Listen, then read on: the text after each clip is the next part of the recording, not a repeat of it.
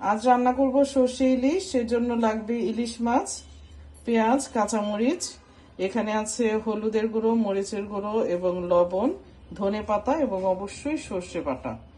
আর এটা পুরো রান্নাটা সরিষার তেল দিয়ে করব, সর্ষের তেল দিয়ে ভালো হয়। আমি ফ্রাই প্যান বসিয়ে সর্ষের তেল দিয়ে নিচ্ছি। এরপর দিব হচ্ছে পেঁয়াজ এবং মরিচ দিয়ে দিলাম।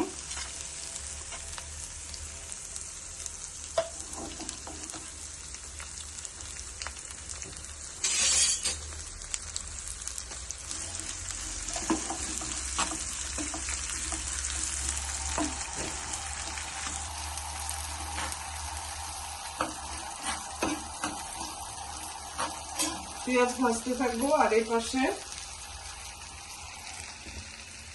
আমি এখানে হলুদ, মরিচ, লবণ একটু পানি দিয়ে গুলে নিব।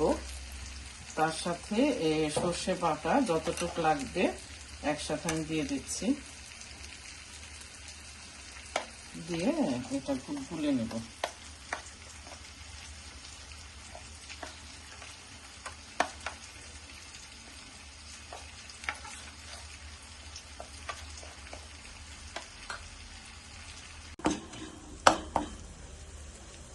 পেঁয়াজটা একটু ভাজা ভাজা হয়ে যাবার পর এখানে আমি মশলার পুরো মিশ্রণটি দিয়ে দেব।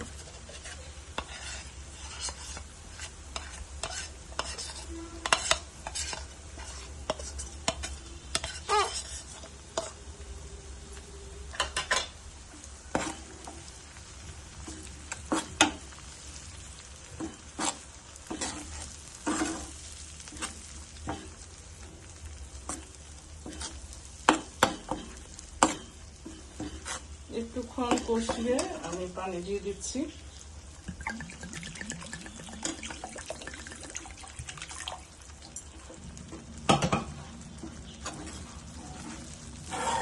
ইলিশ মাছ যেহেতু খুব নরম মাছ, খুব অল্প টাইমে হয়ে যায়।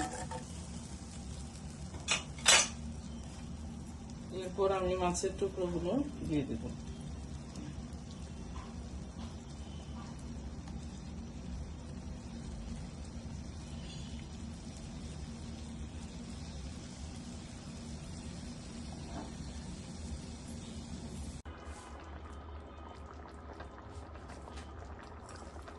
ইলিশ মাছ অল্প সময়ে হয়ে যায়।